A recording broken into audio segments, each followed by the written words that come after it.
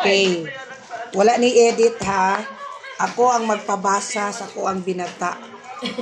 Grade 1. Di ba, Nainer? Yes. Okay. So, tanaw na to. Kung tinuod yun na nakabasa siya, gikan sa eskwelahan nila. Okay? Muna iyang basahon. Okay, Nainer, go. Sounds.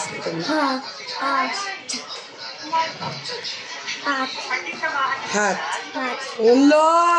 Very good kay siya. Dapat din mag-sounds. Okay, one more. Yay! Mga tag 3 syllables.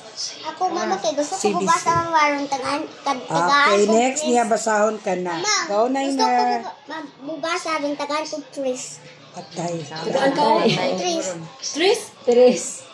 Tagaan ako siya. 3 pesos? kaya na. Oh, first, nanakay 1. Kung ako ni mahuman. Okay, naada siya kondisyones. So, kulang pa ni siya isa ka word. Kasi ikaduha nga word. Kasubok ikaroon ng tinig. Man. Very good, Nainer! Oh, see? Grade 1 pa ni. Oh, nanakay 2. Ikatulo, napay 3. Pero tagaan 3. 3, 4. Oh, correct.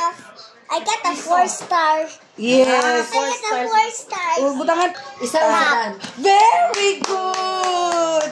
Good job. Okay. 5 stars. Ay, ginoo ko 5 star. Pwede des kamot gilok pud ana po. 1. It's not gilok. It's not Di man mo agi. 2. Na oy nga na de paka-star ballpen na Ma'am Janelle. 3. Ala ang atong ice cream yami ani Four. atong milk tea. 5. Oh, nana siya. Dili na maklaro ha. Basta kay 5 na yung star.